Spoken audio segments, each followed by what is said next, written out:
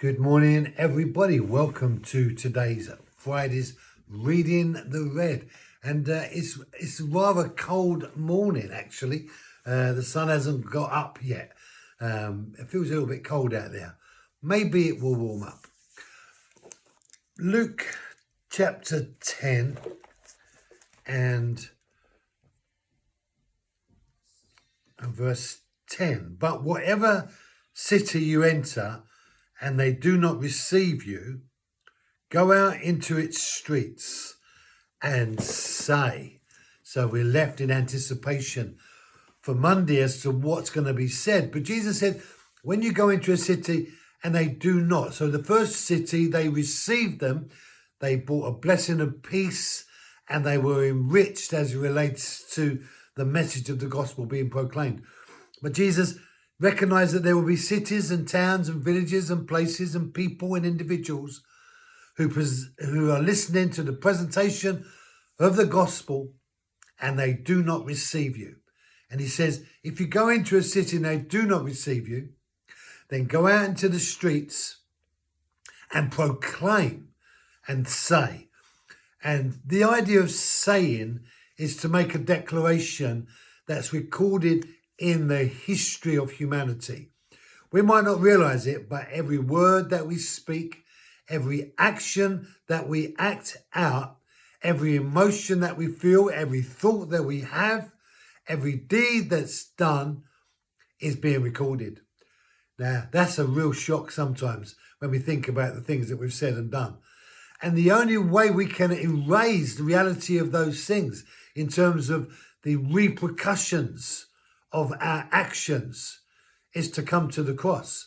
God is the only way to relieve us of the penalty of judgment that's waiting upon every human being for everything wrong and inappropriate that they've done in their lives. God is the only one, and he's done it through our Lord Jesus Christ, through the message of the gospel. But he says here, if they don't receive you, go out into the streets and proclaim and say. And they're going to say something that's going to be detrimental to the future of that city and those individuals within that city. If you don't know when you die, you're going to be with God in heaven, then you don't know. And if you don't know, then you're in trouble, because you need to know, because that's the assurance of faith that God has given to us in putting our trust in Jesus. If we have put our trust in Jesus for our salvation, then we can know for 100% sure that God is going to forgive us, because our faith in the message of the gospel is going to carry us through the judgment into a place of eternity with God for always, forgiven and redeemed.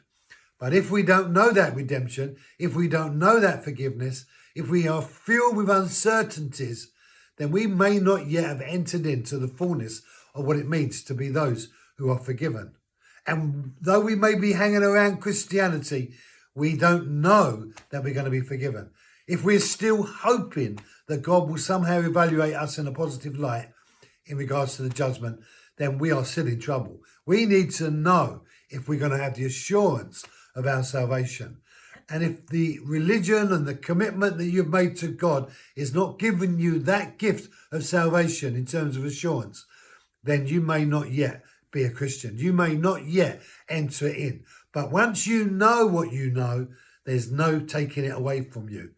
Brothers and sisters, do you know that you are going to be with God in heaven in eternity?